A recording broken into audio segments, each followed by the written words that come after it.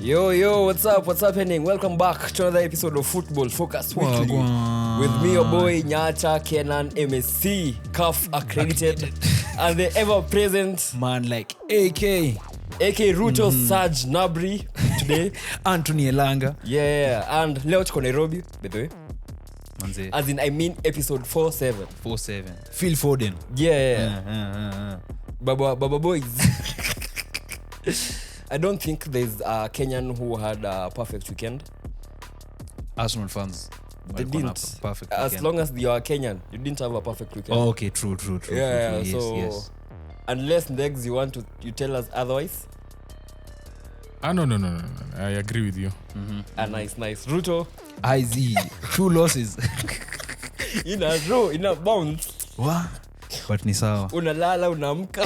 Unachapwa tena. Yeah, so it was crazy that we bowed out of the Chan as hosts. Unfortunately. Yeah, and But only to be about unfairly, I think. I really would like to hear your opinion for the two of you. Yeah. Because, Kenan, you've attended not too many games, because their games, KPL games normally happen when we're doing EPL. Yeah. And for this gentleman here, Yeah. who never used to watch any Kenyan games, used to say, Imagine. how has your experience been? Bro, the atmosphere. First, the atmosphere. The atmosphere was crazy. That's one thing. And also, the quality of football is quite good. Yeah. That's now what will make me interested in now watching FKF. Yeah. Yeah. So I like definitely. it. We like it. Kenan? I think personally, like a lot of international breaks zimekuanga boring because most of our Kenyan games have been played outside Kenya. So I think sahi every fan, okay, before Nijongele, I'm speaking for every fan out here, every fan is looking forward to international break because we have games at home. Yeah. And after what Chan has showed us, as in us, like Shabana fans, because we are used to Winning. the atmosphere. As in what Chan has Shout showed out us. Shabana. Toremoro. Is people love football, right? Yeah. And people are coming out saying this is their first time ever watching a live match and they understand how men feel. As in they understand. Yeah. When you watch it is when you'll understand, like, it means a lot. It's more than a sport. Then for me, as a CAF accredited journalist, there's pride and some validation that comes with you know, getting that, even that transport from town to direct to the stadium. Inside The stadium. Inside, yeah. Alafu, you have access to a lot of areas, right? We were getting food, yeah? And, like, there are some parks of it, yeah? Which, you know, zinakumia kunaona, enyewe acha mimi nimefanya kazi, ndio nikafika hapa. You get? Yeah, so credit to Box to Box, obviously, and Mr. Ndegz. Yeah. For reminding us. Kama sijui kwanga wapi tema lininia. Kaambia tuma tu kwa player basi. Imagine. Yeah. Walai. I'm telling them no one is listening to me. Yeah. So all of a sudden, I think only Makumi was there. Makumi alikuwa on it. I think it's only Makumi. Sheng alikuwa na shida ya simu. Who So I had applied to do it. for George, herself. sijiski. Ndegz applied for us. Huyu namwambia wewe tuma ID, tuma kila kitu. Mimi I naambia applied for them. Damn. Kwa wapi. Yeah, so credit to him too. Ruto was almost getting it. He just that Yeah. he applied late. Then Yeah, I plus- didn't get. I got access late. But yeah, now you're in the media group. Now Yeah. you're in the CAF media channel. Bus. So And that's a start. But honestly, I enjoyed every bit of it. Every bit of like Chan. the Chan Yeah. and the fact that sasa hadi mzazi ana watch Chan juu anajua mtoto wake ako Yeah. accredited. Ali, my mom was like, "Hey, umenda." Yeah. Actually, a funny story. When you gave me the VIP tickets, Yeah. my dad was in the stadium, Yeah. so he was with his friends, and then Unge when video we met, so we met after the game. Yeah. Wakaniuliza ulikuwa wapi by the, and I was telling them I was in stand 2. Yeah. Section 2 na wanajua section 2 ni ya VIP. So my dad's friends walikuwa namchezea wako like hadi mtoto wako ako na connections kukuliko anakushinda kwa connections. It's amazing. It's amazing. You went to you only missed one game. Yeah, I only when missed we the were doing Morocco the one. Arsenal Manu game, yeah? Yeah. Oh, I missed two. I missed two. Which one? I missed the Morocco one Zambia. and the Zambia. Yeah. So from the two that you watched you were the last one as well? Yeah, I was in the last one as well. Yeah. For both of you, favorite moment of Harambee Stars. Your favorite Harambee Stars moment in the entire chan. Well, me, I wanted it to be a moment, but it was cut off. That disallowed goal was one of my favorite. That the fans celebrated it more than the first goal. That's true. Because it was unexpected. That And close then it had just come after the first yeah, one. it was so fast. Yeah. And it was so loud. And that's when people started doing the Poznan. Yeah. It was so I know, fun. that's why you would be happy. Now, City. you know, it's now it's funny even- because it felt like Etihad, but now with actual fans. Manze, azi wewe, check. Nakutupia hii camera. But yeah, that was such a good. But for like in general, I feel like the first game was also a fun one. Like the one I think it was DRC. Yeah. Yeah, that was a very good game. Like the That's hype the for one I didn't go for. the Kenyan fans, you Because know. the entire box to box Oh, said yeah. they're not going for the Yeah. other game. Walai. So me had to go and Yeah. cover the other game. Damn. Morocco Oh, yeah, and Nyayo. Zambia. Yeah. Yeah, that was the first one was a good game. I think for me was like every moment about Chan I enjoyed, but for me it was when we are in attacking transition. There's that row from fans. Yeah. Hey bro, yo, and kila mtu anasimama. As in, I enjoy that a lot. Alafu every celebration after the goal. Then this time round, I think the MC and the DJ weren't as good as the one for Gabon. Because Yeah, Gabon Gabon versus Kenya, bro, tulibash. Yeah. Like even after the game, tulibaki huko for... Oh, we'll kwanga mgonjwa yote, ndio? Yeah. You had COVID. I had COVID. Damn. Yeah. So tulibash. As in tulitoka stadium 8. Mkisikia tu You ngoma. can't do that for a calf. hadi tukamwagiwa maji tuliingia kwa nini. It was the first game being hosted in Kenya sijui after how long. Yeah. Tukaingia ndani ya pitch ya grao tukamwagiwa zile maji Sprinklers. hizo tukamwagiwa maji tutoke bro. Hadi everyone was so happy, kila mtu anaenda hadi kwa dugout anapiga picha hapo kama amekaa hapo. I think it was like a release. It like that game, this tournament, ni kama release. It's like we're hosting a tournament for the first time. I was keen nishaanza kuulizwa nini tiko za AFCON. Nishaanza kuulizwa. Hey, I have to put on blast people who asked me. Stefu and June Claire. I gave them tickets for the last game. John Clare Todibo Wow. So June Claire na Stefu wamesema wanataka za AFCON. wanataka AFCON. Na wasipopata tiko, they're ready to apply for a job at box to box. Volunteers. Hey, but walijibamba. Like Stefu didn't even know which team was wearing what. Mpaka so they were sitting together. Nika text June kamwambia nawambia Stefu Kenya wavai nini? Wamevaa red, wajavaa green.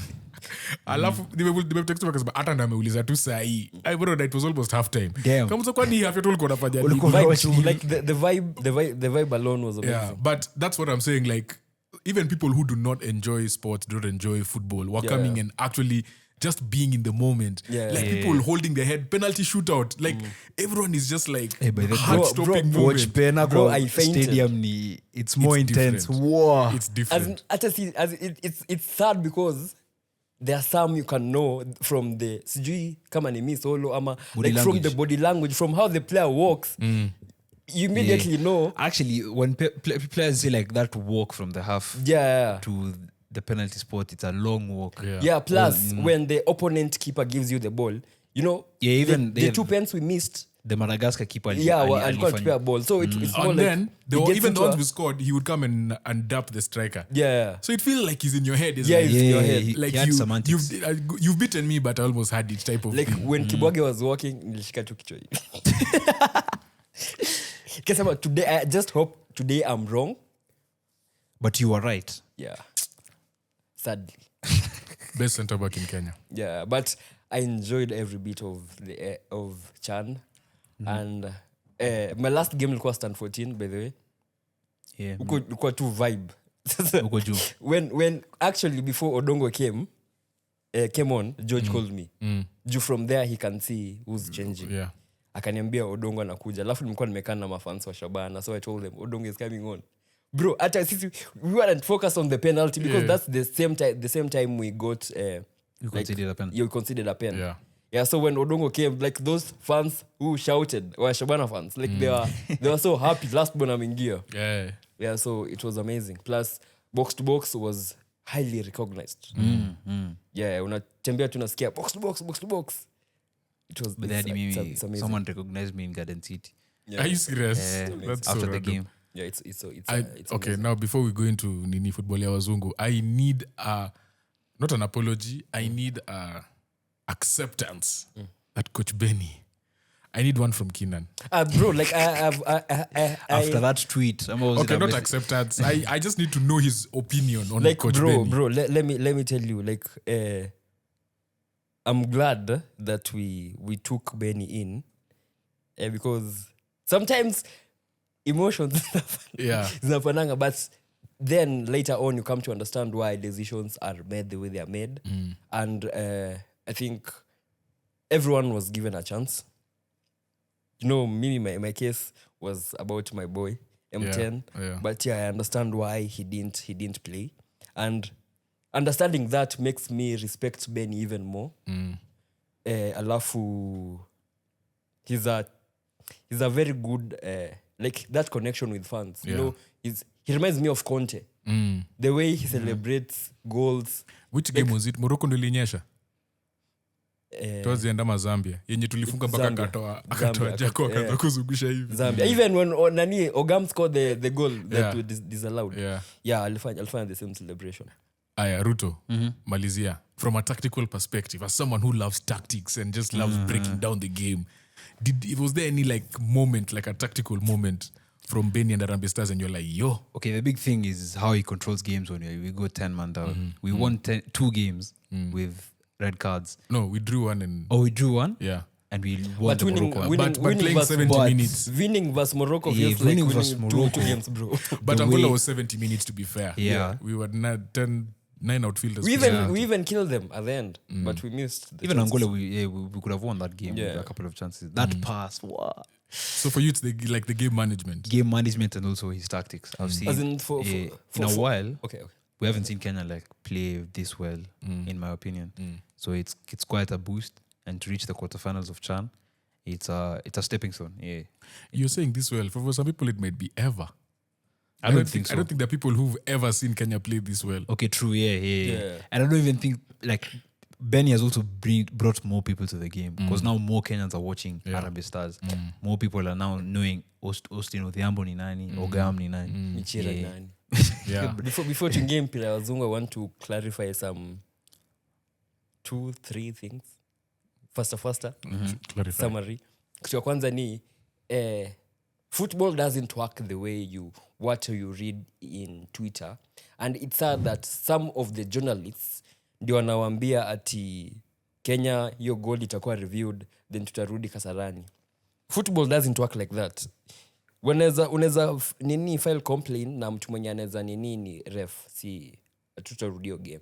So I've gotten a lot of DMs that tukirudia game versus Madagascar, please get me a ticket. Do people actually believe that, like genuinely? As in people believe that, bro, because it's coming even from my journalists who this big Twitter accounts. Don't say who. Yeah, I'm not saying it, but it's coming from them. Alafu it's inawachanganya akili. Juu ni kama like, so good thing them false hope. Good thing is they are coming to ask from us. CAF accredited. And tunaambia like it doesn't work like that. Isha tungoje ya 2027. Alafu the next thing is a lot of people now are looking forward to the game next week versus Gambia and Seychelles. Now that's the Kenya we want. Alafu after that, Shabana, I think I've influenced everyone. Adi Samra is the latest Shabana fan. Are you serious? Yeah. Samra sina timu ya huyu pia ni wa Shabana. Don't support anyone. Go watch games first. Sawa. Don't kuja games za Shabana matena ataka Karibu Angishaka. Usiende hiyo. Kisha utakubamba lakini. They just lose talent. But they play the ball doesn't leave the ground. They play beautiful football, but they just lose talent. As a City fan who hasn't had the experience with fans, come to Shabana. Shabana is an experience. Bro, kila mtu ni ultra huko. Everybody is Sisi hakunaga kila mtu ni ultra. hata nitawatch game. Yeah. Wajua pia kuna Our third my game- home team hapo police. APS. It's 5 minutes away from my home. Yeah, you see, you have opportunities. Asi APS tena. APS Bomet. We wacha ufala. Mimi ni Eldoret si Bomet. I think before we move on, I just want you to tell us where, because we did a whole recap of this Chan and Kenya. Where can people watch it? Box to box register YouTube, our TikTok box to box register. Sijui katuleka ya IG. But we have a whole podcast. Yeah, we have Box register 3.0. alafu pia Podcast inaitwa? box taundani kwa Spotify iko hapo. Yeah. Na ama ucheck kwa nini ya makumi Mark 10. Makumi Tabitha. Ama Irungu _guitar. Shakespeare. Yeah. Sasa tungi kwa wazungu. Yeah, Europe. Yeah, and there's no other way than to begin with United. Cheza hiyo chant. Take me home to the place I belong, to Craven Cottage, to see United. Take me home. And they're straight from United Craven Cottage. Road. Bro, I don't know where to even start. Bro, the first 20 minutes, United were cooking. As in The now, first 20. no, this is what let me start with last season. Last season, Okay, mu unaanza na last season. as in I'm trying to get I have Flashbacks. so many points to bring together. So, Can you So tell many can you tell misses. the fans how I'm smiling? He's not smiling. They he's can't very see happy. But Like so so many hata mimi niko na points. Hadi I wrote on my notes. Mimi niko na tweets. so many talking points, yeah. So anza. Next last year. The previous the season before last season, we had defensive problems where we'd concede average of 22 shots per match. I think we were Is that a made up number? no. Average, like under Ten Hag, we were second last. 22. Yeah, we conceded more shots every match kuliko timu mbili zenye zilikuwa relegated. So basically, Ten Hag decided that our problem was defense, right? Yeah. So last season, You worked on the we defense. signed Lenny Yoro. Lenioro, Dorgu. Delete, like the season kianza. Lenny, Okay. Delete, Maz, Heaven, Ugate, and Baindia. We signed 6 defensive players because the problem was When was Ugarte signed? last season. Not January. No. Dogun was signed January. Oh. So we signed 6 defensive players to fix the defense, right? Last season we played, our problem was attack, right? Hoyle and Rosen scoring. This season we signed Mboyam. Mbwems, Kunia. Kunya, Sesko. Mobutu, Mbutu Sheshesheshko. yeah, and a guy called a striker called Isak or something. Isaac. Yeah, 18-year-old. We took him to our parent club, our sister club in Switzerland, on loan. Right, we've signed about 5 attackers this season because the problem is attacking. Right, we are not fixing the real problem. Which is the midfield. We are, the midfield and the system. We are just stopgapping. Yeah, stopgaps. Like we are. Your it's best patches. player is in that midfield. No, that's the problem. Like as a manager, it's one thing when fans say, "Oh, you can't invert CB. You can't defend 5-2-3 when as in you can't play a 5-2-3 when defending because teams will overload midfield."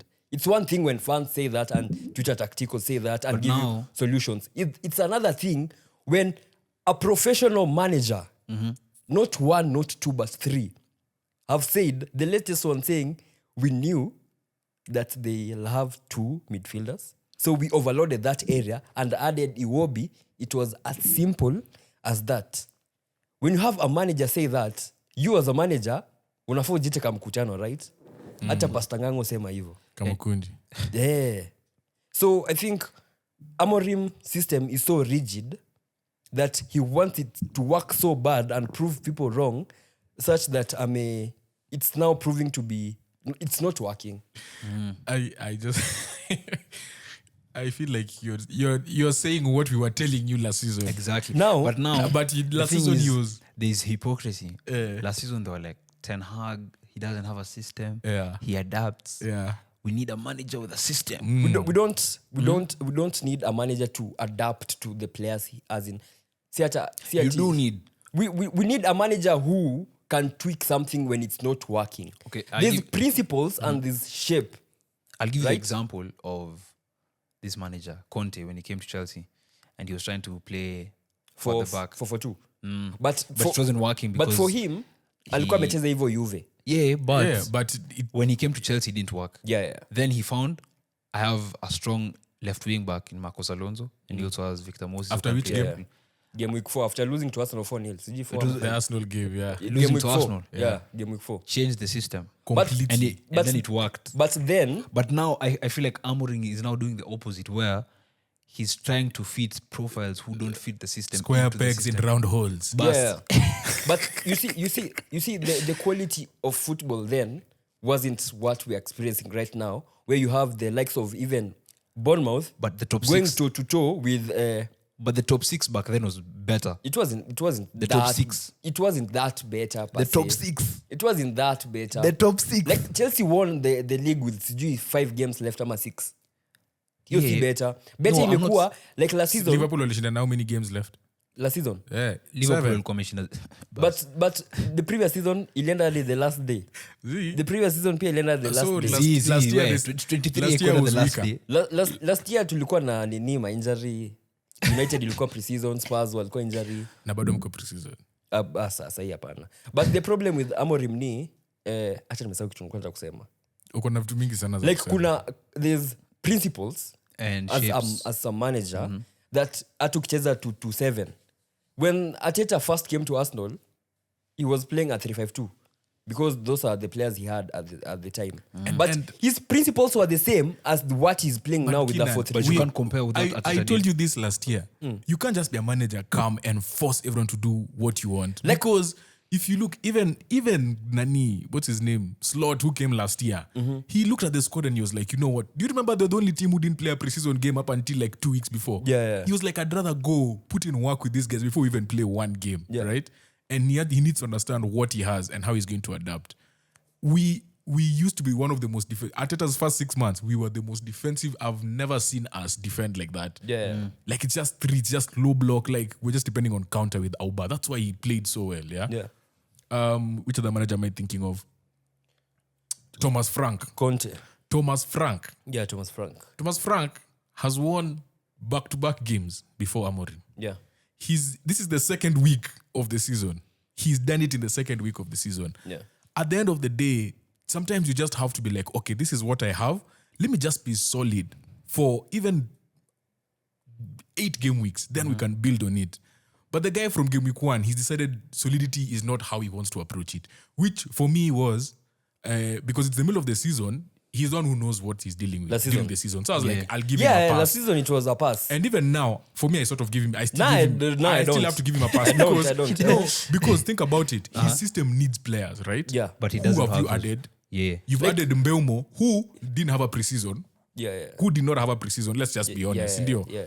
The person you want to play in midfield is Ugarte. And Bruno. Wasn't Ugarte going through his own issues last year? Yeah, he was. Which I think he still kind of is. That's why he's getting benched. Yeah. Like personal things, yeah? Yeah. So at the end of the day, this squad compared to last season, what is the only difference is Cunha and Mbeumo up front, but Mbeumo hasn't really And played. Chesko, who wasn't also... Chesko comes off the bench. Yeah. So what has he really changed? Nothing. So it's not a surprise to me that we are seeing what you were last season until I see Chesko starting and I see Mbeumo and Cunha playing on either side of him. Yeah. Dogu has improved. Yes, yesterday you said he wasn't great, but Yeah. from the first game, we agreed Like, this. Yeah. Okay, continue first. Before No, I no. land. From the first game, you said you are seeing, Yeah, you're yeah, seeing yeah. something. Even coming. from pre-season, I saw some glimpses of Nuno Mensch. Yeah. Yeah, there's a player there. There's no You way. cannot change everything. Yeah. in At a go. the first 3 weeks. It's not going to happen. Some things have to add. Like you have to see some changes. First 20 minutes, your front was looking way more threatening than it has in many for a long time. Yeah. We agree, Yeah, right? we agree on that. In 180 minutes, even if we just add the 20 minutes from this game to the 90 of Arsenal, Yeah. that's more than half Of what we did. what you've played last has been good. Yeah. So I Like to defend the manager on that, because looking at it from a footballing person point of view is, as a manager, you don't change a team that has performed well, right? And if Cunha scored the 2 chances he had, the one that hit the post and the 1v1 that Leno saved, and then Bruno converts the pen, That's if. but we are having a different story, right? That's if. No, like, as If Trafford doesn't make that pass, we don't as concede. a football fan, you understand that goals change the nini of the game. Yeah. And but if first half we were 3-0 up, sahi hatungekuwa tunaongea hapa vitu kama hizi, si ndio? who's your, do you know who created your best chance? By India. imagine, not even the best, the only. And you know that what- was one of my notes. And Ebu tulia. and you know what's sad is the fact that this guy has insisted on playing Bruno so deep, and he wants to create the team around. Can we go into Bruno? Yeah. Actually, before we go to Bruno, we have a small gift for you. Yeah, okay. Okay, We have for a- Kenan. Yeah, we have a gift for Kenan. Okay. So this was found here in Karen. So, From his penalty, we Bruno. were moving around Karen. moving around Wrong Karen. area. tukapata hii ball imeland. It landed somewhere there. Yeah. So people are wondering, hey, what is this? So from It's the a small team, gift. Yeah, so from box to box, we thankfully Yeah. send our regards to Bruno Fernandes for Bruno gifting Fernandes. us. Luckily, this no one goal. was injured. No one was injured. But alipasua dirisha. It landed very United have to pay. small damages were incurred, but yeah, just thanks to Bruno, a gift from him, and hopefully Kenan can enjoy it. To my invoice. I lied to my kids that I scored a hat-trick in Chan, Kenya vs Morocco. Before you get into Bruno, you know, I saw this guy during before the Madagascar game. You remember the ball went out, and then Nani told you, Bine told you to kick it back to him. Do you remember the pass you made? Yeah. Hey, he made the pass. Bro, so the ball came out. not even the, like, start from the touch. Touch ilikuwa Bro, Kaya Mahrez. I saw this guy thought he had given an Berbatov. assist in the middle of Chad. Bro. Like, they were training, right? Yeah. Alafu ball The ikatoka ball hivyo. just came to you. Yeah. Bro, the touch ilikuwa ya Mahrez. Alafu the pass. Hadi Baina akasema, mbona McCarthy hajaita huyu kijana? Bruno. Yeah, that's let me what. show you this stat. what Before did we go he- into Bruno, Yeah. I still want to discuss Amorim. In 29 games, this is from 30. Opta analysts. In 29 games, Amorim has won 7, drawn 7, lost 15. In the 7, 3 of those were relegated teams last season. He had a 24 win percentage. And 2 of those 7 were in the first 2 weeks, didn't you? As in, to put that into context, And mind you, Man City was one of them, which is crazy. to put that into context, I think everyone, unless you're agenda based, everyone saw that last season our Premier League was a write-off. So we decided to focus on the Europa League, which would have been our easier way to the Champions League. Yeah. Right?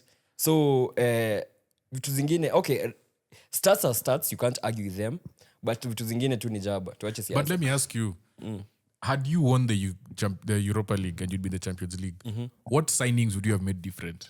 I feel like Sheshko is a Champions League quality player. Like everyone we've signed is a Cunha is that quality. yeah, Right? Cunha Mbema Mavericks. Beumo, yeah. Okay, I guess the confidence of the team would be different. Yeah. Like, look at Tottenham. Yeah. Even though they fired their manager, the confidence is on a different level. Yeah. That one I'll give you.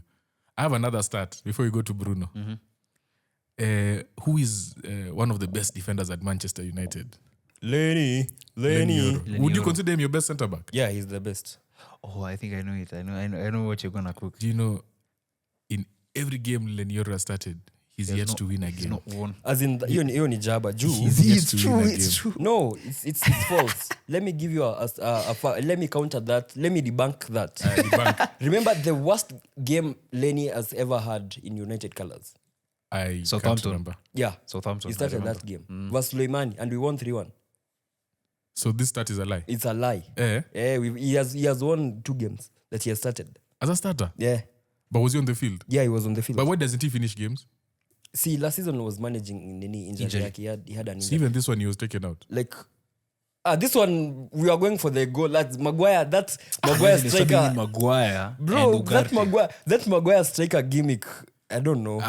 Stop it. These guys at one point in This time guy, you they know- had 4 center backs in the box. This guy almost put Maguire in a combined 11 as a striker.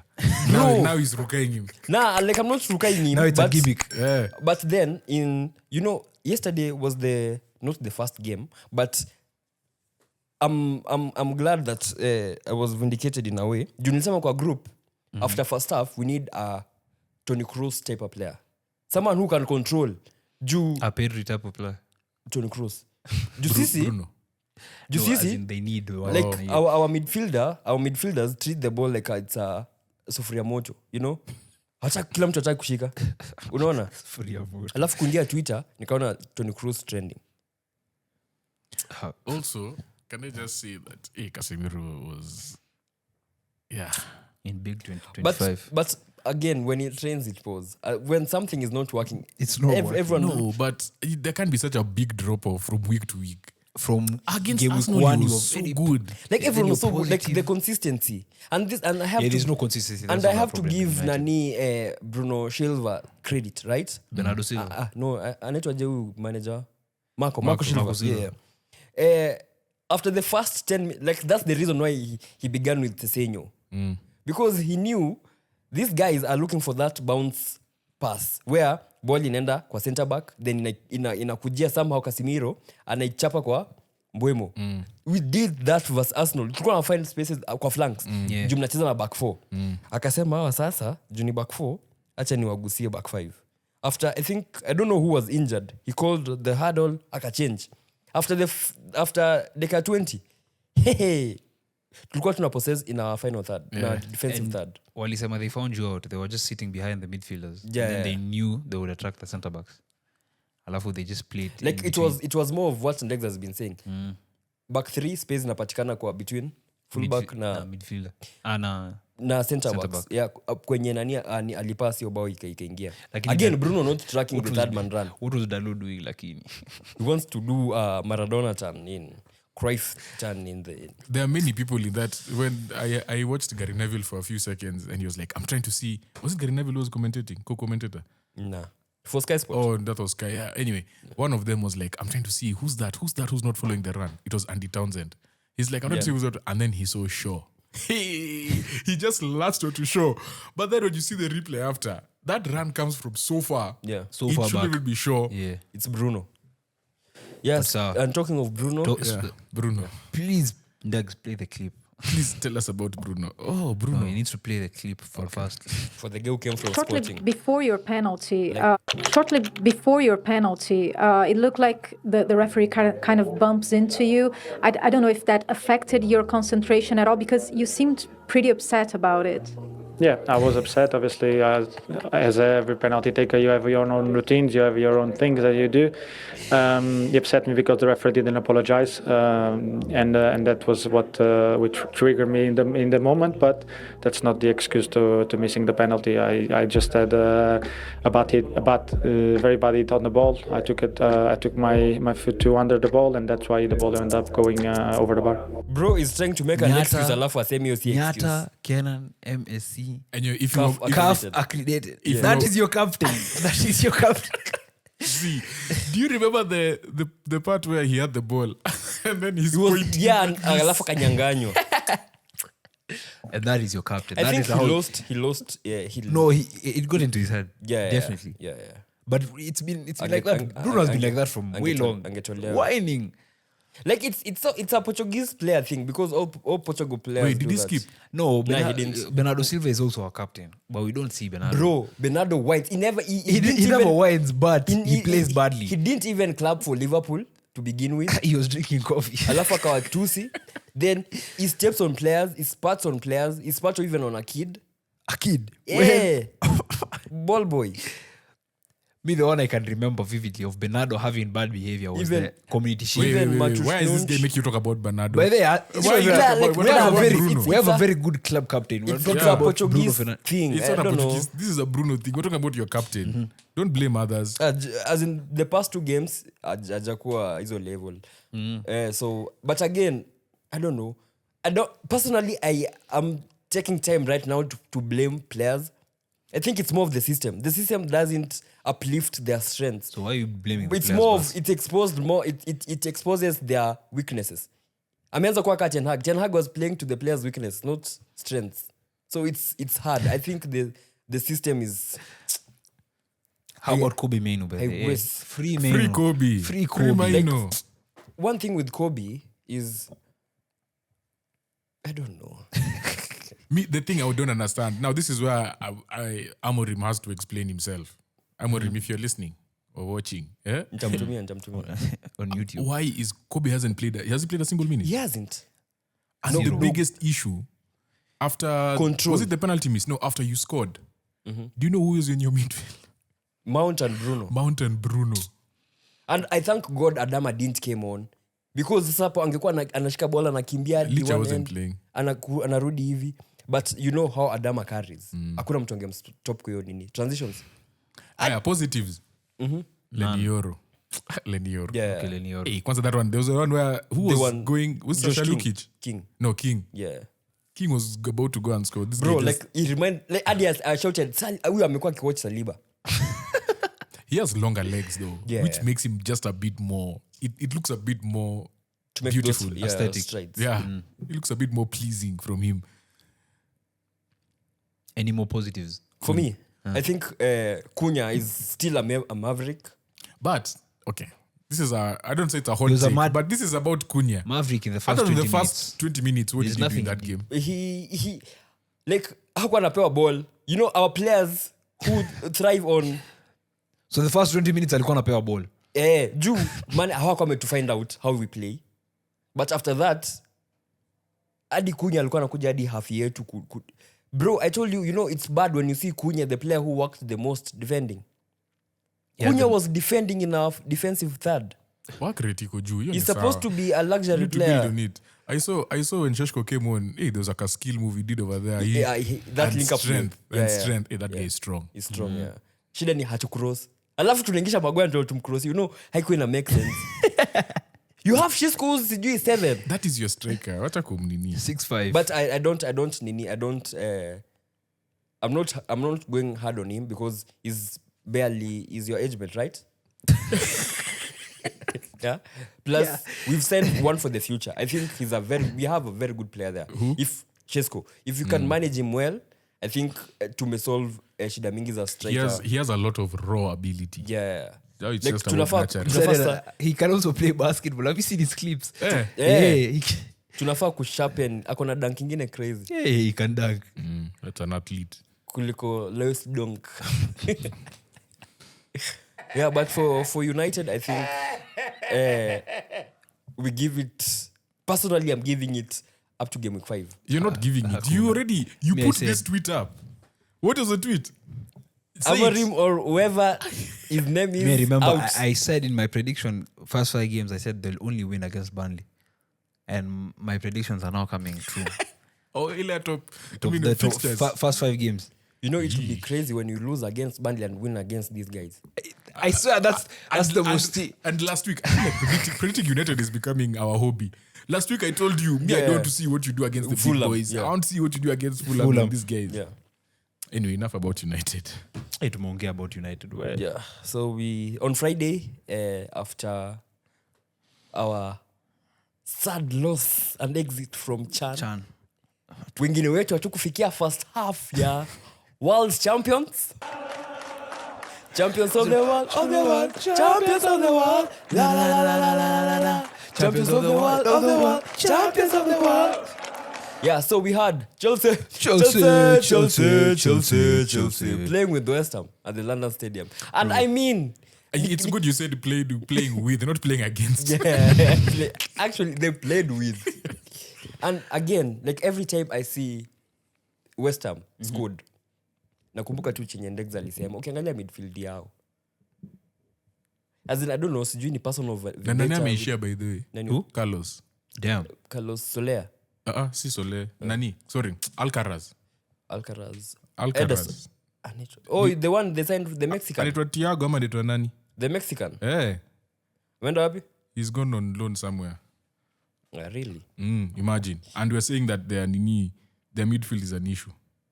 Na wanacha player mzuri kwa huyo ande. Ndio baki na Thomas Suchek. Yeah, he's called Carlos Alcaraz. Lucas Paqueta. As in Suchek hata hizi anzia Shabana.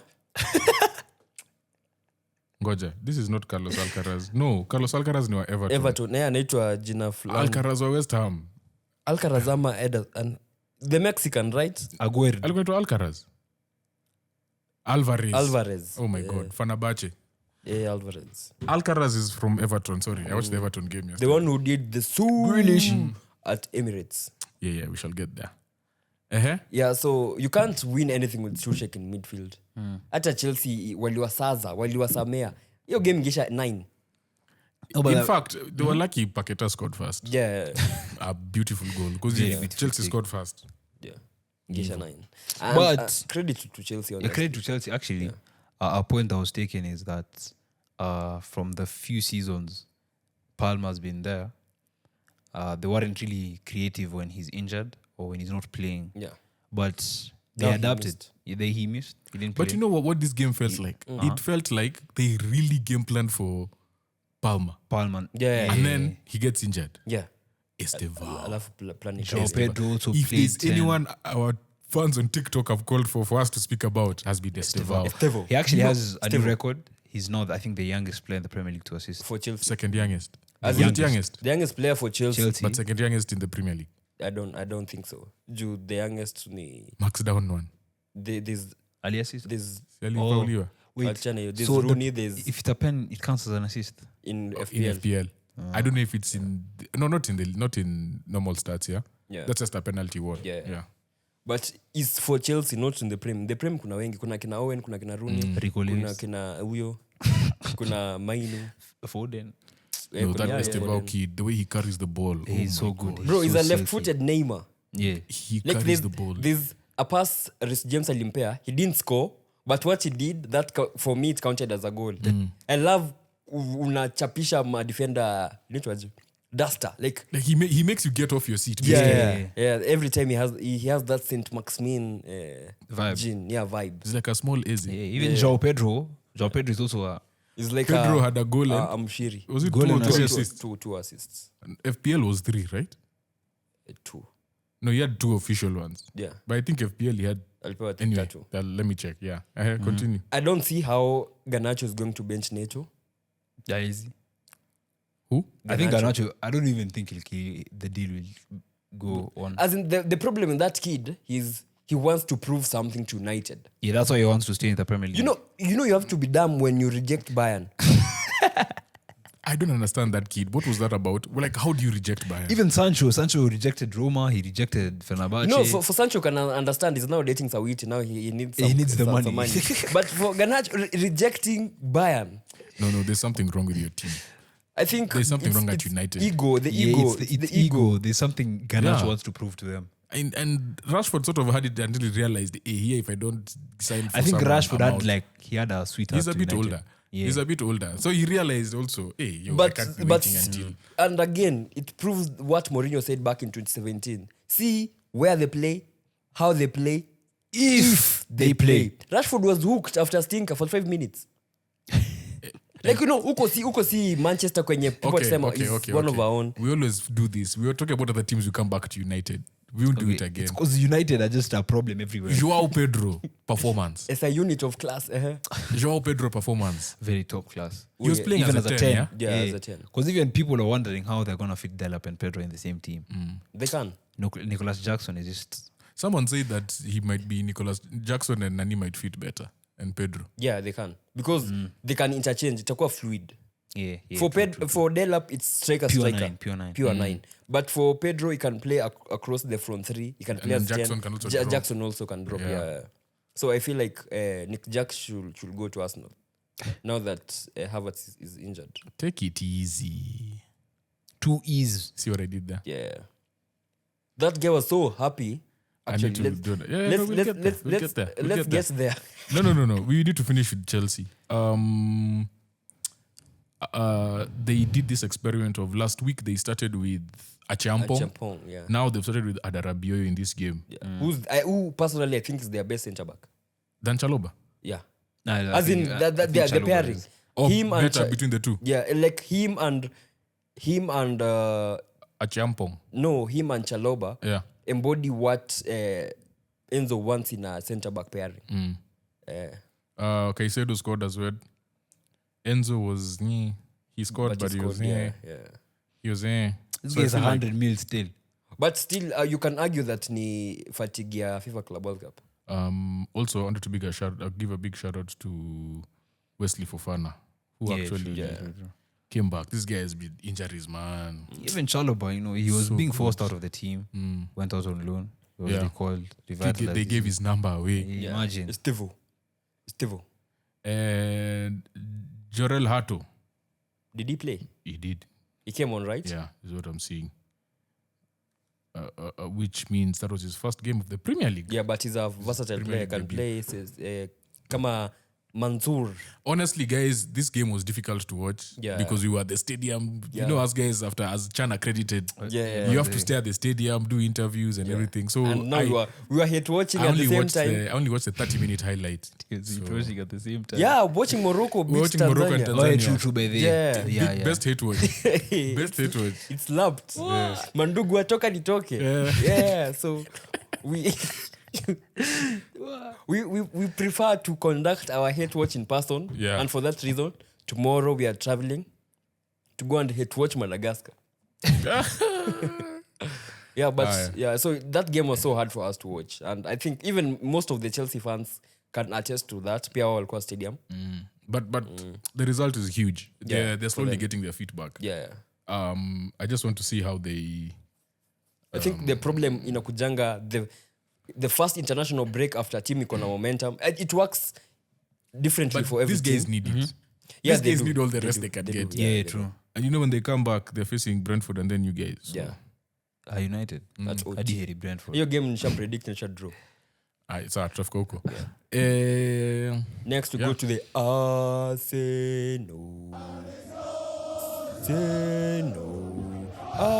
Arsenal FC. You are by far the worst team that doesn't have Champions League. Asha Creed chant. Arsenal. Dominant. Yeah, dominant performance. wow. And the fact that, Scary times. as in, I feel Scary like hours. Daniel Farker didn't do his assignment well. Well, Granted, like Arsenal played exceptionally well. You don't accord Victor Györekes that space. Sorry, Like, you need that's to you need, exactly what Ndegz said last week. you need to say his name right. Senator Victor Györekes. I actually thought it's Györekes, 14 bora. but it's Victor Györekes. Actually, the G is silent. Györekes. Well, It's more like Györekes. The first goal, he just The G is silent. Real G's move in silence like copy and paste Györekes. of what he was doing at Sporting. Exactly. Oh, Like exactly I've seen what he was 7 doing. goals. Evo, copy and paste. Ulikuwa show na highlight, yeah? Why Arsenal chose Györekes? Györekes. That was the same goal. Venye alishashika hiyo ball, nilijua tu ni bao. He just knew he was cutting into his right. Cutting in, finishing. Kunia post. But Alafu, I have to blame myself first because I had Timber in my team. Nikamtoa juu akwanza game ya Man U. Na niliambia umse. Did I tell you this when we were walking outside Nyao Stadium? Yeah. We were walking outside Nyao Stadium. I told this guy, do not make that change. about Whoever Timber. listens to me. Bro, you you know- know, there was a Kenyan fan who triple captained Timber and had 3 Burnley players. And he's a Burnley fan. Imagine. He's Kenyan. Yeah, he's Kenyan. He got top Gameweek 1 worldwide. Yeye ndio ako number 1 sai. Number Gameweek 1. 2. Yeah. Sai ako number 1 worldwide. Worldwide. People are making Top content Kenyans. of nini. Imagine. I must make a video on him. Bro, you know, we were the first Kenyans to watch a basketball game with With CAF The accreditations. tuliingia na accreditation ya CAF. Muliingia tu hivyo. Of course afterwards walisema wazee si hata mtu support but tulikuwa tushaingia Nairobi City Thunder. Shout out to Nairobi City Thunder. hiyo kitu ilinibamba sana. Nairobi City Thunder took on Stanbic Shields playoff game 2 and they won in dominant fashion. Yeah, so for Arsenal it was a dominant like they needed it. Yeah, because definitely. after game week 1 I think everyone was writing them off because ati ndio team inaenda contest for the Premier League, but they reminded us again like game week 1 is way kuchocha, ilikuwa smoke screen too. Yeah. Like kama ile meme ya guys giving the thief the energy water. drink before they they continue slapping him. Let me tell you the good news that has been coming this today. In the morning, I see a tweet from Gabriel Jesus that he's back in training. And then I hear Back in training then. that Saka is Injured. out for only 3 to 4 weeks. And then Odegaard is also short term. I was like, How this lucky, is beautiful. how lucky, how and then the lucky. thing is, even though Saka is not going to play, do you know now I would be stressing how we're going to Anfield with Sterling on the right side. Yeah. Hey. And now I just look at it, I'm look at Noni. When Noni was playing on that, like when he came Monday to the right. Left, yeah, the right. And he looks like he's like when he was on the left, he was trying to play a team game. That thing of he's not trying to like really outshine anyone or anything. Yeah. But when he went to the right, he's like, okay, now Saka is out, so you have to like be you, express up. yourself. And you're seeing him kind of do it. He's bigger than Saka, so it's a bit different for teams to defend him on that wing. He has a lot to understand. Yeah, definitely. To play in that role. As you know, in any Pep team, it's not just the attack. The things that you have to do defensively, Nini, movement, the way as a winger, the way Pep and Arteta like wingers, getting the ball with their back facing the touchline. Yeah. Where they're facing the field. They're not facing their own post. You know, things like those that he'll still have to learn.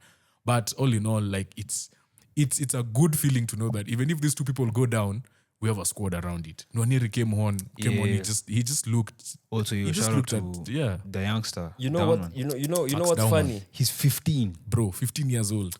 You know what's funny? He has, you know, He's won 3 before you penalties in finish, his last 4 games. That's what I was about to say. You know what's funny? Ndegz and I have been talking about Saka entering his Luke Shaw era. As in? Like he's a muscle injury. Muscle injuries. They will Injury. recur now for the But now after I think even after he scored. I was telling guys in the group. Kwanza nilikuwa nimeambia Biko. Nilikuwa namwambia look how Saka is moving. This is not the Saka I know when you like anacheza na some ako cautious Which is natural. When I saw him go down I was like yeah. ndo hiyo. Plus, But you know, it's sad from a football fan POV because he's such a good player to go down the route that Hazard went, you know. So I pray that he's okay. But he went down and held the other hamstring. Yeah. Which to me was... Sus. No, it was better than... Dude, you know he had surgery. He tore his left one. 30, was it? So when he went down and he was holding the other one, I was like, at least the other one is not bringing issues, you know. Because if it's the same one, there's nothing worse than a recurring recurring, hamstring. yeah. That one is... Someone that like one. Zaniolo. Zaniolo had 2 ACLs Yeah. on the same leg. Yeah. Those are some of the things where you're just like, bro, how do you recover from this? So all in all, the performance was solid. Timber was solid. Yeah. Calafiori was... I feel like Calafiori is the only person who's understood how... Like I started grasping, but it's easier to understand when you're playing in defense. Yeah. Because when you're in midfield, you have to do it quickly, where it's like when you get the ball, chapa kwa hiyo that channel pass, so that yeah. he chases it. Set piece But you don't have again, much time to do it. ole. If you look at Györekes' first goal, Calafiori the ball just came to him, he just tapped it over. Like, it just looks like he's doing nothing, but it's like he knows that guy is making going that to run. be into the there, center. Set piece again. Set piece again. Set piece again. Ole, ole. The other thing about set pieces is, bro, if you're good at something, just keep doing keep it. using doing it, it. yeah. No one is... Bro, and but- that's why I had issues with West Ham. West Ham were conceding goals From set pieces. from set pieces. Back at the 5th one, the commentators were like, let's see if they can do better here. And then They they Nani conceded. scored. It's like Charova. it's like Yeah. for okay. Let me not go United way. That's how we keep Yeah. Nah, getting to United. That's how he reels us in. there's a clip of Amorim not watching Fulham's corners Oh my God. Not only it was the corners, it was the putting the head down. and the The Bruno pen. pen. Yeah. Like Do you and guys have a set piece coach? yeah, we sacked one. I don't think we've replaced him. Not sacked. He left to become a manager in MLS. Yeah. No, but there's just things that you don't do. You just don't let... But anyway, for me, I feel like the second Timber goal should have been a handball. Yeah. From Saliba. Yeah. I feel like he touched it. But in some mmezoea wizi. Siku yenu itafika. See, As in, unajua uzuri ya Premier League ni kama kuna mtu aliibiwa last hata usiongee. ndio nasema. Ni nyinyi. It's our time to eat now. But Let us eat now. Our time to enjoy. Uzuri ya Premier League ni this guy was crying last season. Oh, Crystal Palace. They have tutafika hapo. Tuliibiwa. Wewe umenikumbusha. Aya, turuke huko basi. Yeah. Blue Moon. Tunangoja hiyo chant. Oh, sorry.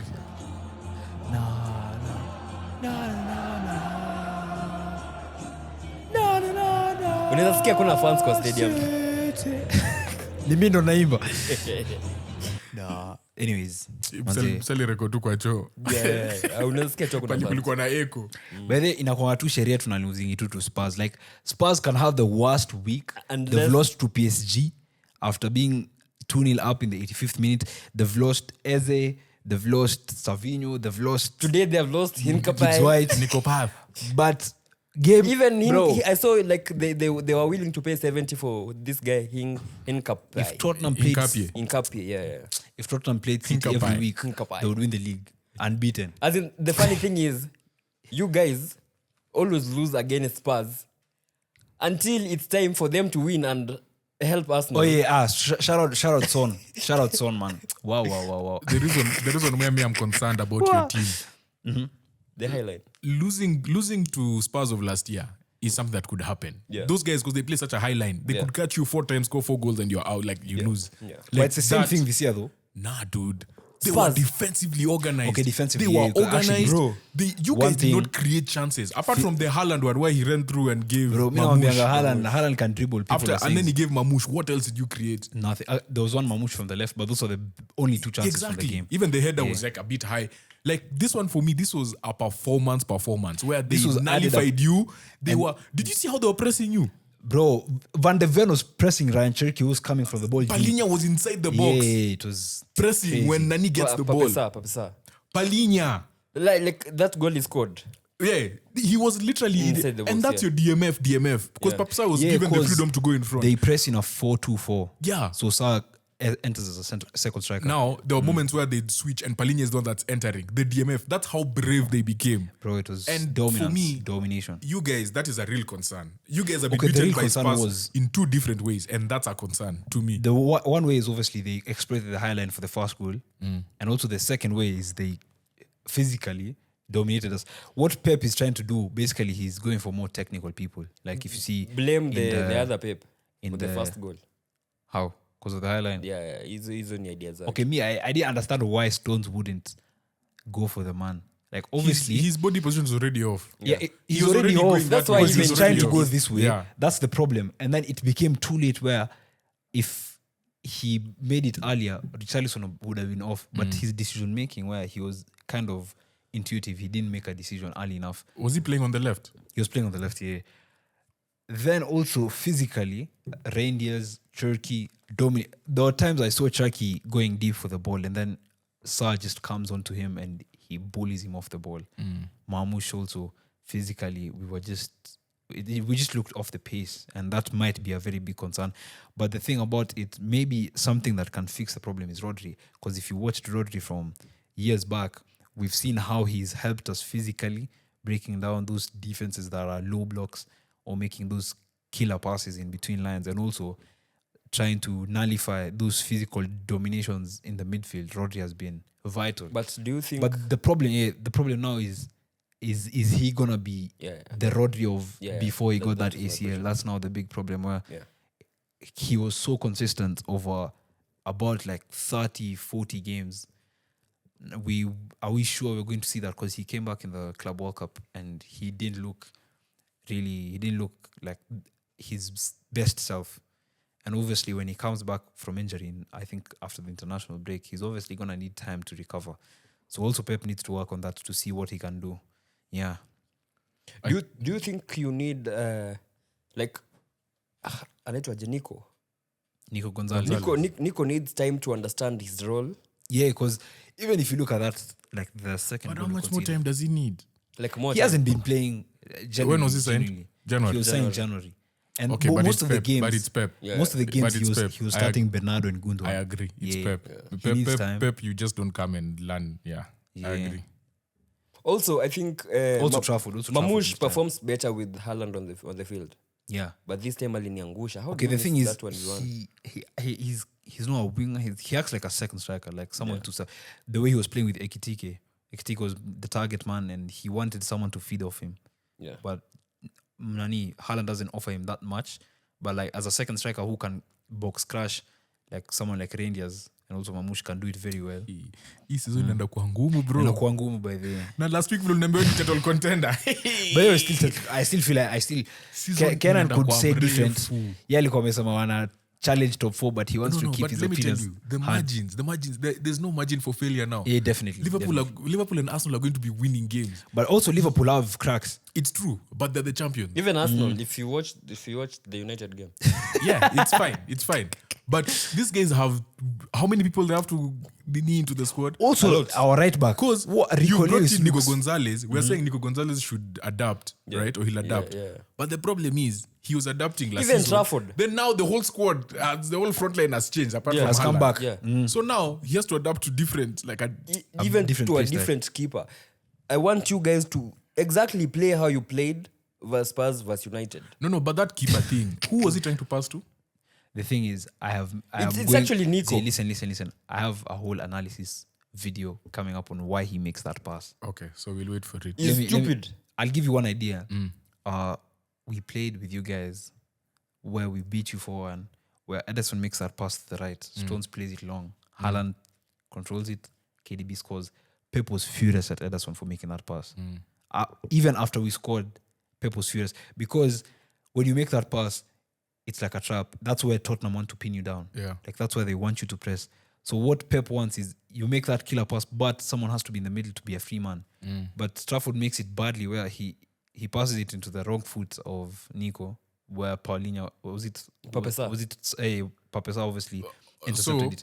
in- So the thing is, yeah. he's been coached to do that. He's been coached to play down the middle because if he plays to the right or So to Stones, I agree with the coaching of that part. So this is where now I can't wait for your analysis. Yeah. Because the body position of Nico receiving that ball Yeah. was also a bit off. Plus so even as was that as a result of Tottenham's pressure, or was it Nico not getting to that spot in time? I think it's a Or- mixture of both. And then what is the fail safe? If that pass is not there, what should Trafford do? Yeah.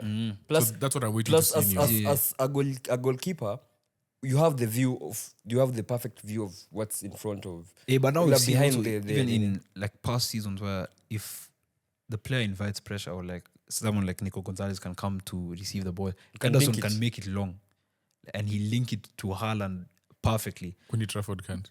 Trafford, it's Second game. second game, Yeah. game week 2. Yeah. So that's I'll why give him for the me, benefit of the doubt. It that was a second big goal, there mistake. was a bit. I can't blame him alone because I feel like it's for you to make that pass. There's a lot that has to work properly, right? That pass will need to clear up the space. I saw it happen with us against Leeds, Yeah. where Zubimendi came for that ball and then it's like he was trapped. And he ran straight to the wing. Then Rice is the one who comes and now asks for that ball. But because Leeds are like, yo, Zu is a bad man. What has he seen? That whoever was marking him chased him. Yeah. So Rice came and received the ball without anyone close to him. So that's why I'm asking, like, what is the plan B if that doesn't work? Yeah, But then again, Tottenham are pressing so high. Plus You don't have time for that plan B. I think it wasn't a goal kick, right? No. It was a pass from Stones. Yeah, then he so controlled it. hapo ndio makosa ilianzia.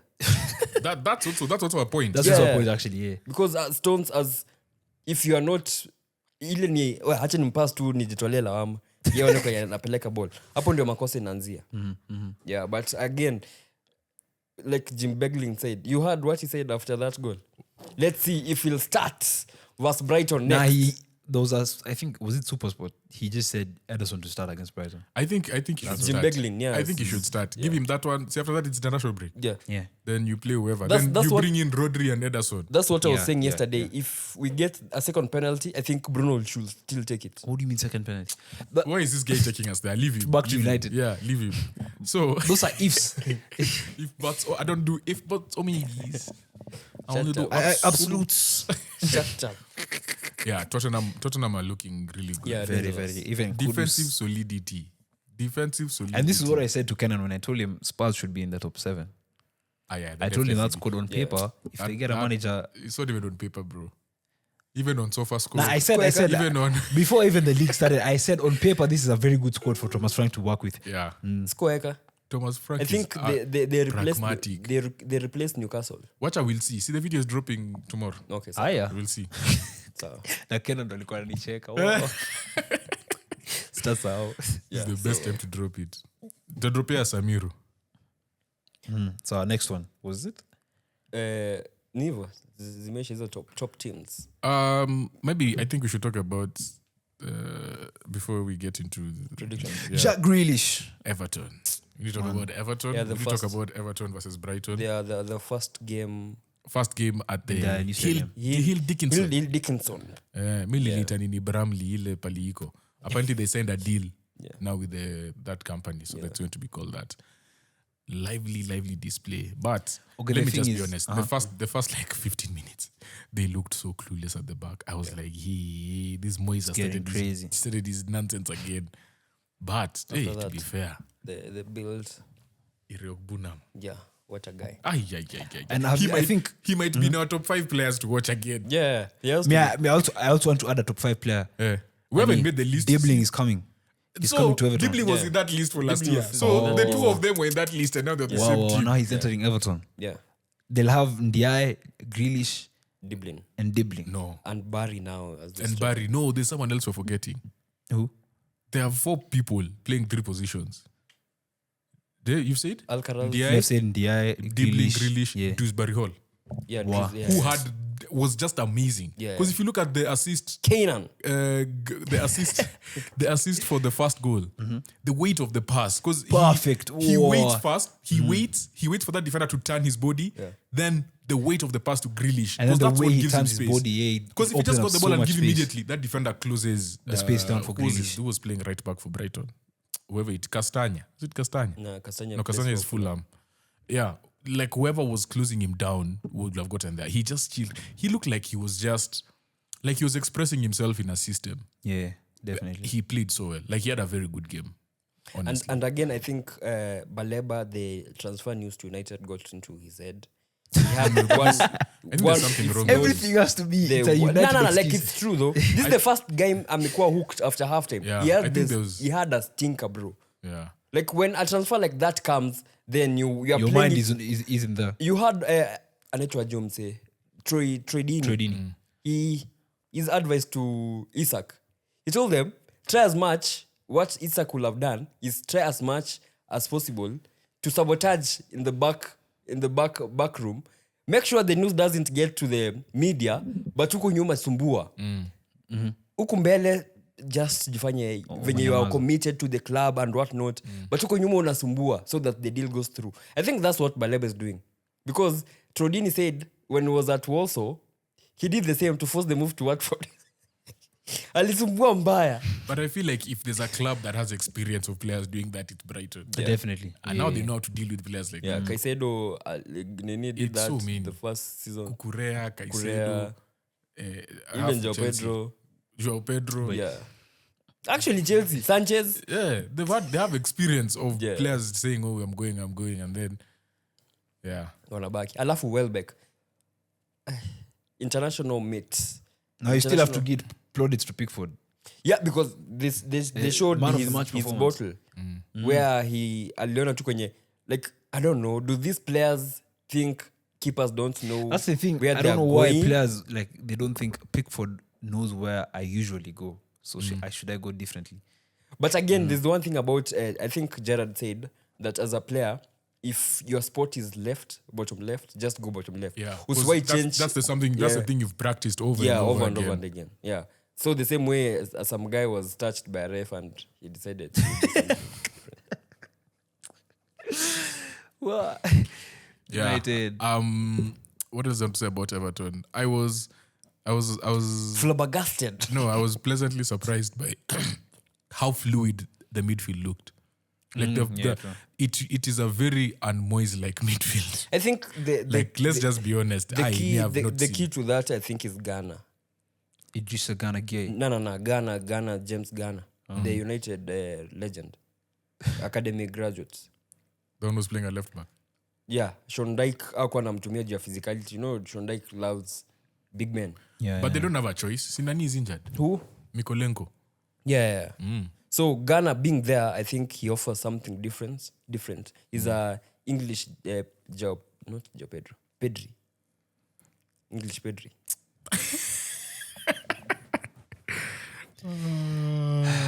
We move on. Around Europe, any interesting results? Barcelona. Whoa. Uh, Okay, I think it's inevitable. uh, Barcelona really just know how they have that kryptonite of coming back. But like the first half, they looked off the how did pace. Rashford play? He was hooked.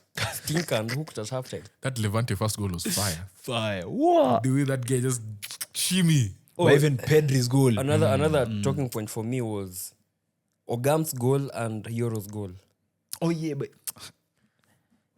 So now when I say rest of Europe is when you want to bring up these things. See, what we are now. We are. Okay, We so were let's in go Europe. there. Yeah, we are Let's still go in there. Europe. Yeah. What is the difference between None. there's no difference. The Well, difference the Euro one I even looks think- worse. the yeah, the difference Euro one between- looks worse. Wait, see, let us introduce it properly. Okay, sir. Okay, so Introduce it. okay, yeah. So for those who didn't watch Kenya versus Madagascar. Madagascar, And if you didn't watch, I don't know what you're doing. yeah, sijui ulikuwa wapi. So Ben Stanley did like aliekelea Mkono mkono kwa mgongo back yake. ya nini ya defender. Then he hit the header. Yeah, then he assisted Ogam, who finished very well. Then Wonderfully. the goal was chopped off.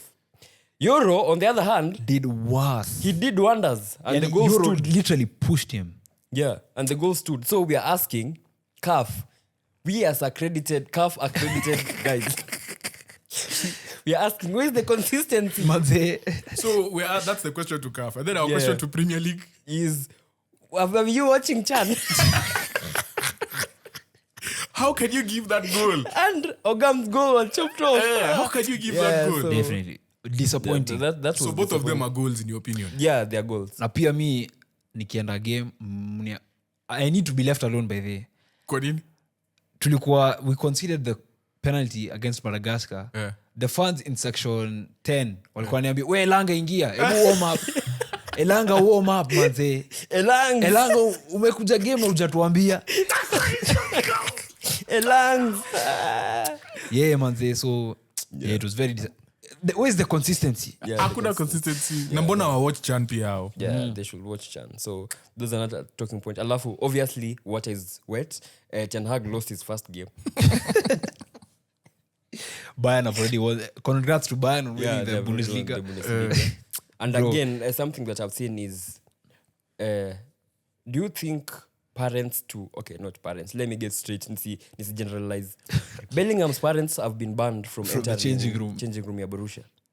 Why were they entering in the first place? Actually, they were Wow. disappointed that Job's debut, he was subbed. He was subbed off At for halftime. half time. Why are they entering? See, So see, no, now that's the entitlement you are talking about. Now they want to go complain at They the even had the nerve to lecture their coach about the performance of the player. player. The whole team is not good environment for our son. They need to grow up. Both of them. Why can they do that at Madrid? No, I don't think so.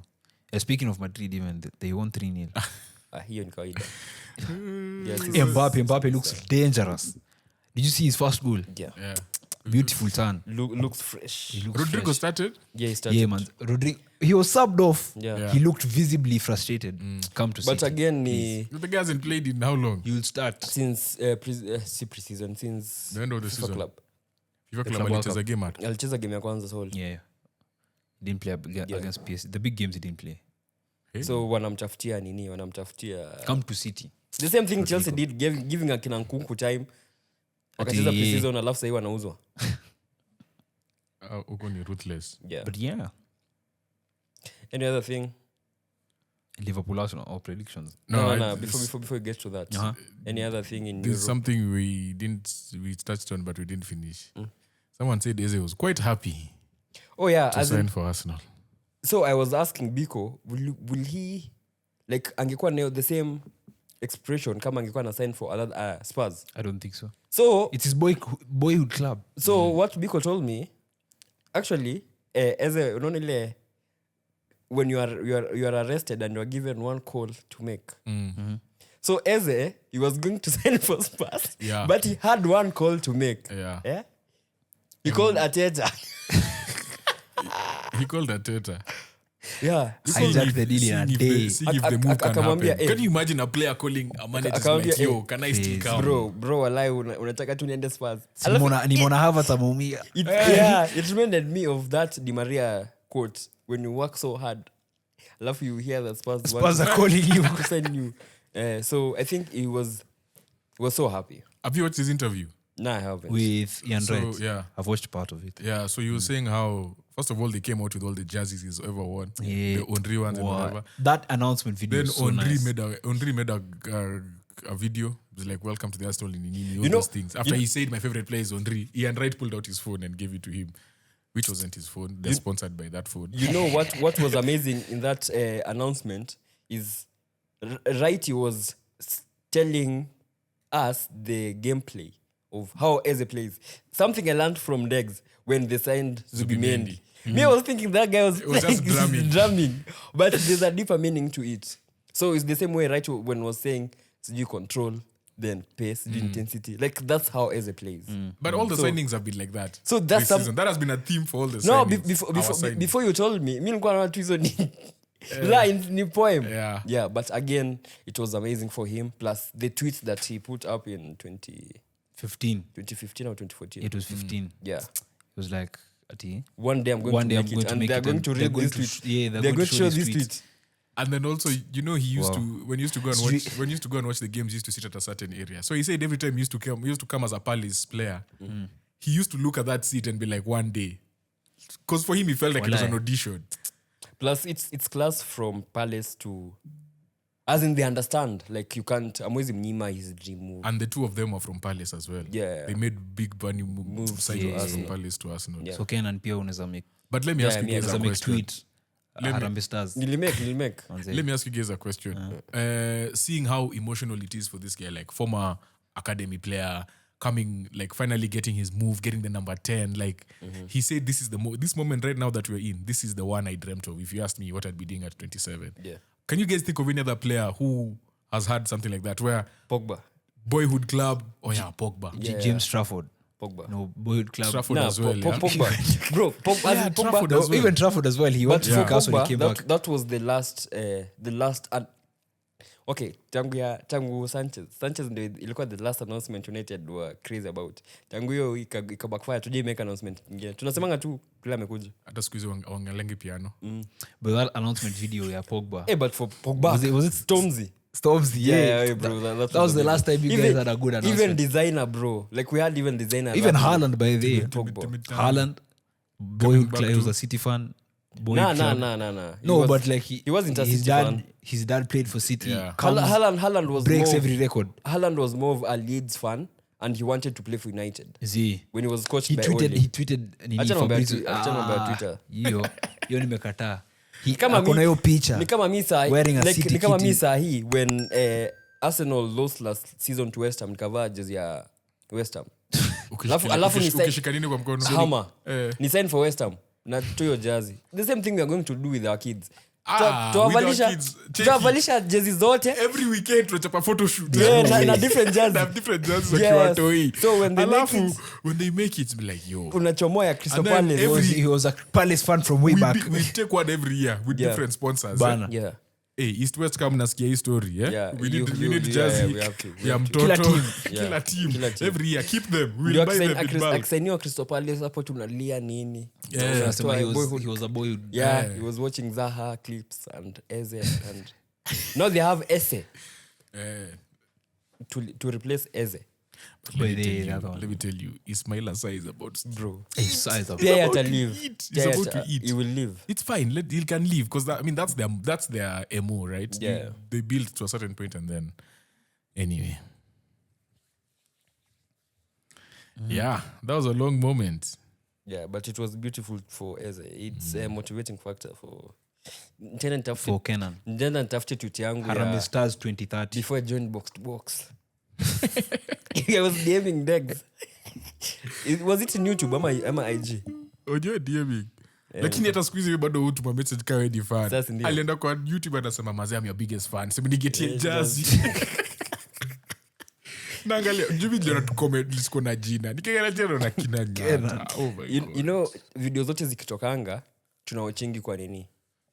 like Kwa? na cast tunawatch si wote kama hii kidrop chokoa kwanza kuwatch alafu hapo sasa ndio nakumbuka point yenye ulikuwa useme kwa Manu kwa Morim anakumbuka ai bade.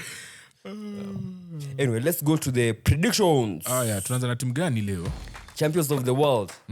Chelsea will be taking on Fulham in the Fulham derby. Yeah. Wait, don't play with my team, man. Wait. Bro, I'm going for Chelsea to win. I'm going for revenge for me. 3-0. A 2-1 Fulham win. Come on, champions of the world. I'm going for a 2-1 Fulham win. Chelsea mbio. Chelsea have to win that derby.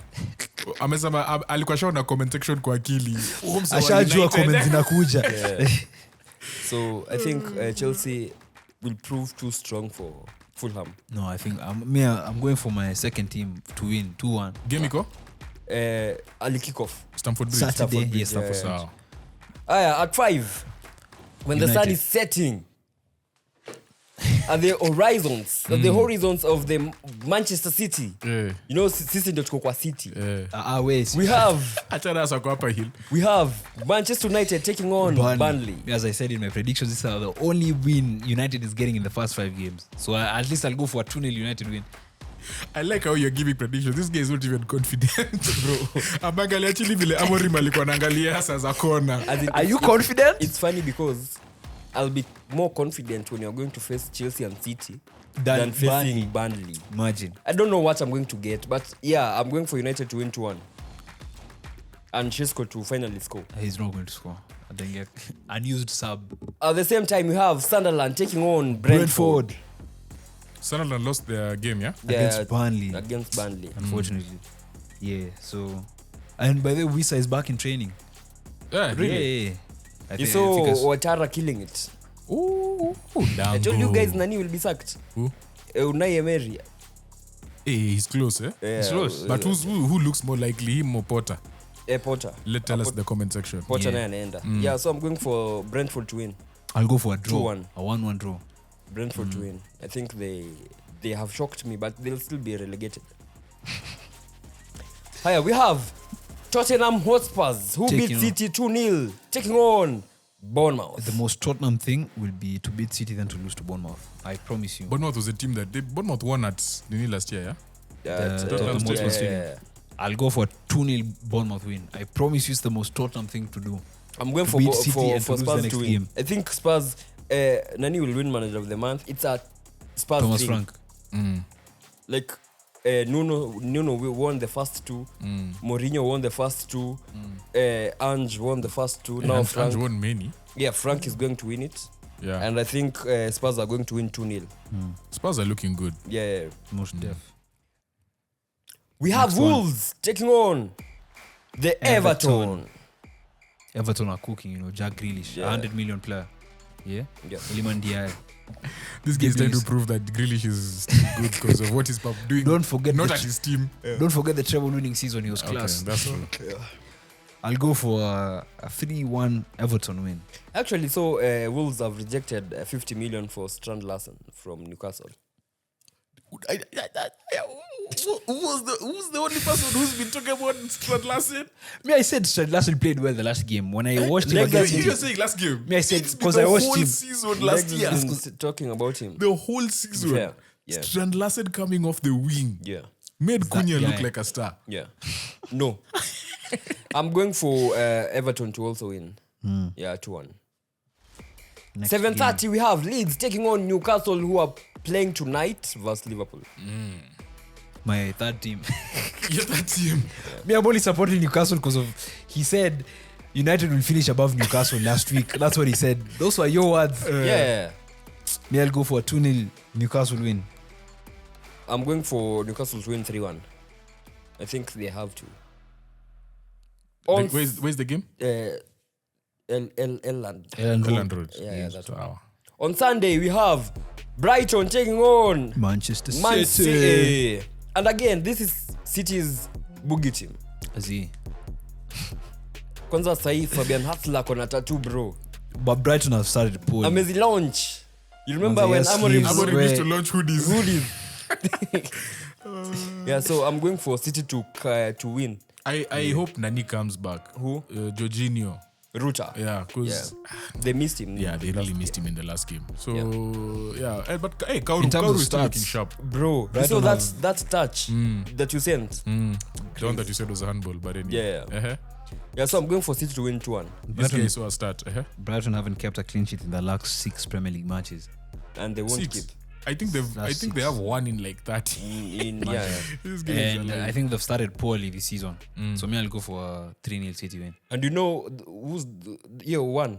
Nivas who? United. Crazy. We have Nottingham Forest taking on West Ham. Easiest game to predict. Forda. Forest are going to win 3-0. Market is going to score by the way, bro. We need to shout out to Market. And he Igor made his big Jesus. money move to Nottingham Forest. At a big money move. Igor now he Jesus, can I think, to get his debut goal. Yeah, so now But you guys, I'll be watching Nottingham Forest to support James Market. like you guys are shameless. You put a buyback clause, eh? Yeah, bro. Shameless. Everything is dependent on the Cole Palmer transfer. Now everyone's making a buyback clause. Even United squeezed from over you. The one thing I'd say about Nottingham Forest, I was watching that game, or I watched part of it, and I'm like, that 3 of Hudson-Odoi, Gibbs White, Ndoi, and then coming off the bench, there's Makati James Hutchinson. Market. Where?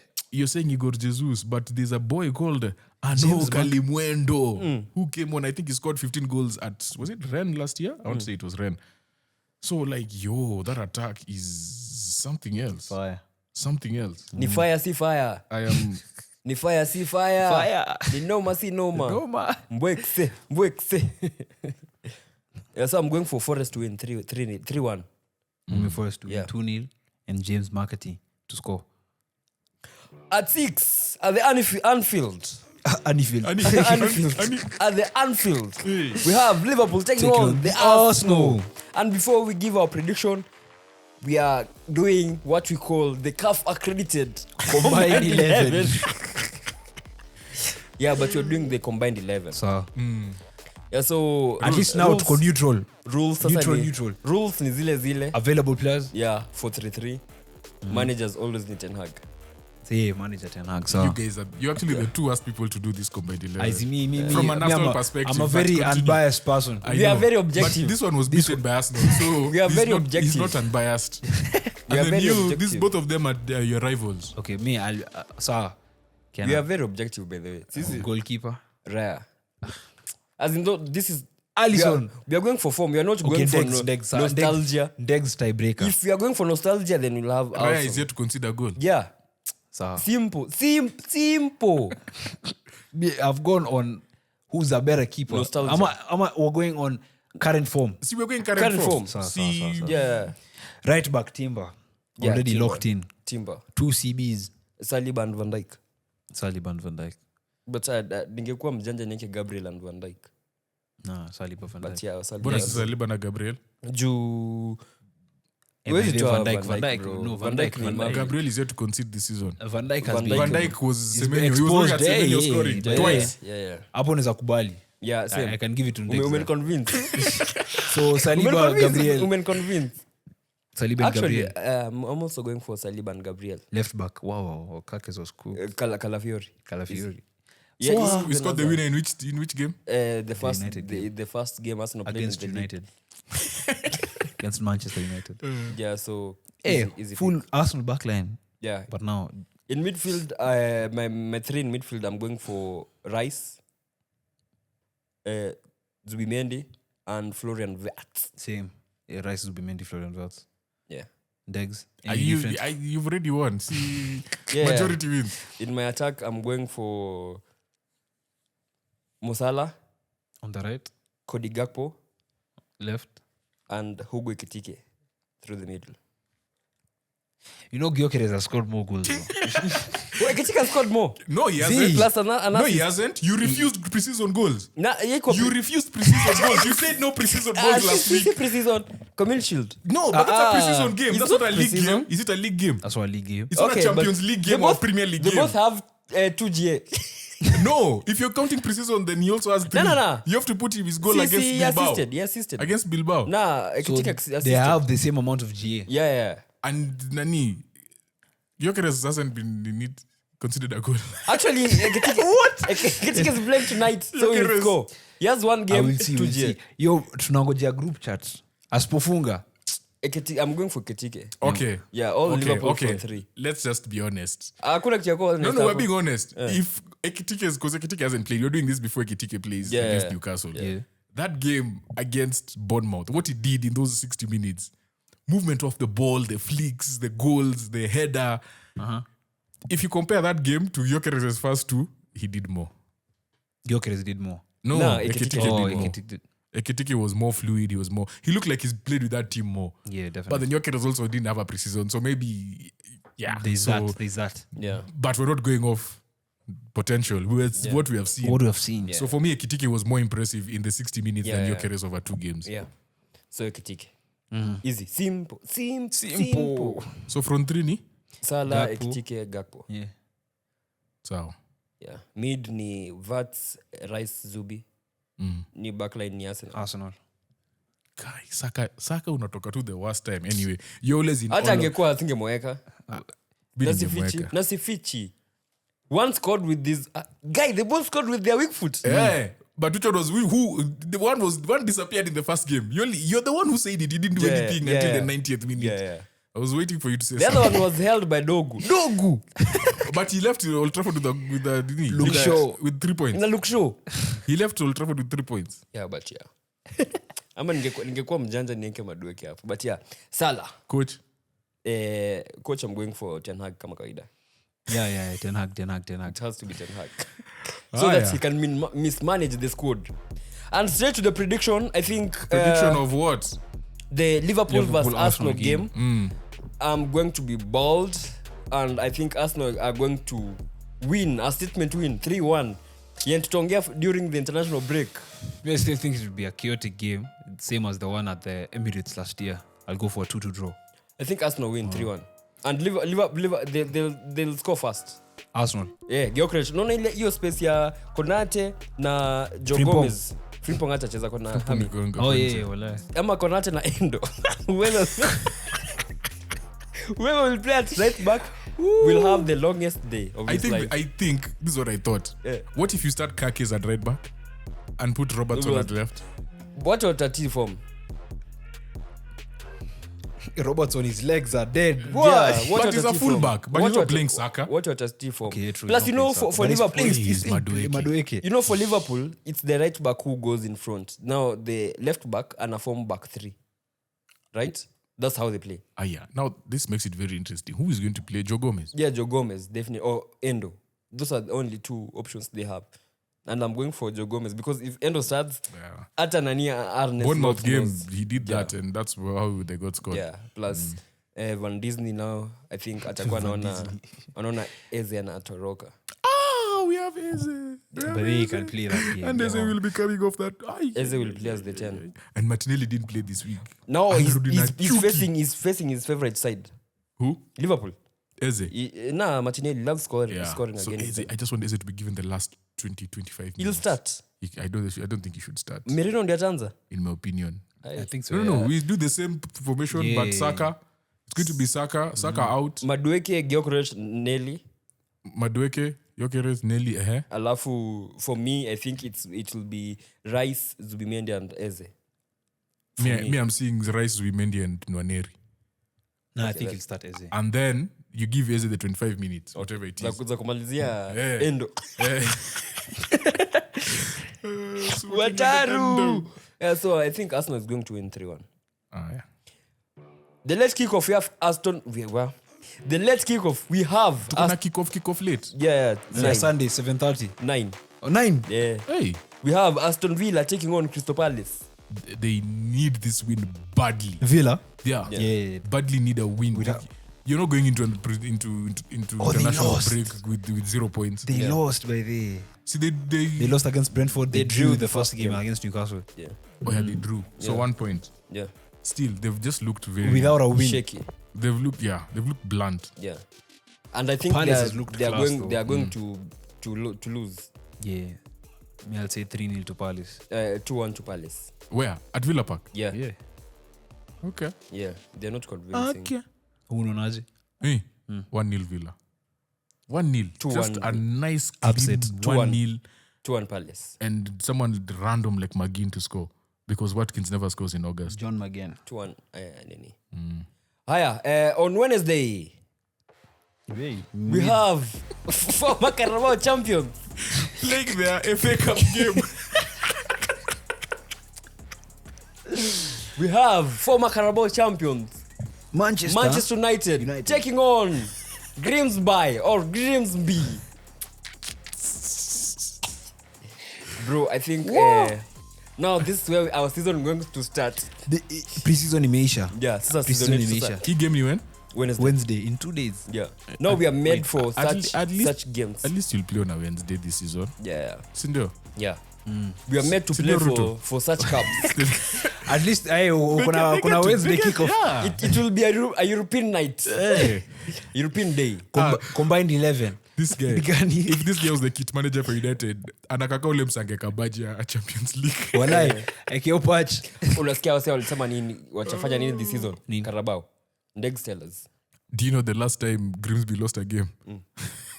They're unbeaten in their last. 19th of July. They are unbeaten.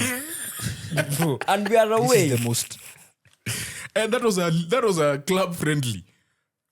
That was a friendly. So in kwani wase ni friendlies, wanomaje? they won 4, drew 2, lost 1. Kwani wase ni wanomaje? Wait. But the anyway, league- I think United In the are league, going, yeah. they've won 4 games and drawn 2. They're unbeaten. Surely we have to win this. No. They've won 3. Won 3 and drawn 2, unbeaten. Surely. EFL Cup, they beat Shrewsbury in the first leg. I think we have to win this one. Grimsby are 4th How in the League 2. How the mighty are 1 fallen. point behind the Chesterfield and Crew. Bro, just we are- below MK Dons. We are going to play a game where Grimsby are favorites Yeah. and we are underdogs. Grimsby are favourites. How the mighty have fallen. Bro, I'm going for United to win 3-1. 5-0. This game is on Wednesday, I mean 10. at 10 p.m. Yeah.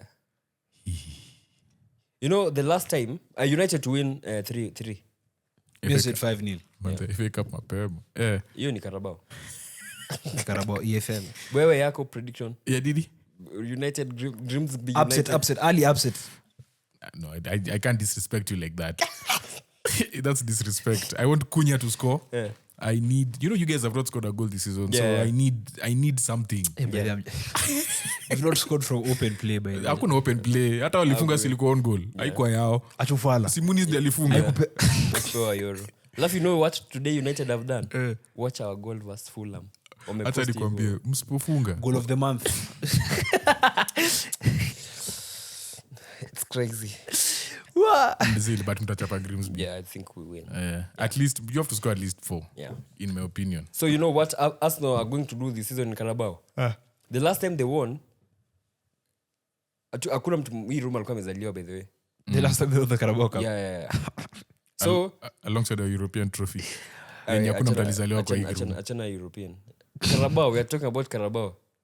Respect the cup, bro. Respect the cup. Basi tulishindia pia 4 in a You row. see, City walikuwa na badge ya FIFA Club World Cup hapa. Iko hapa. Chelsea have champions of the world, right?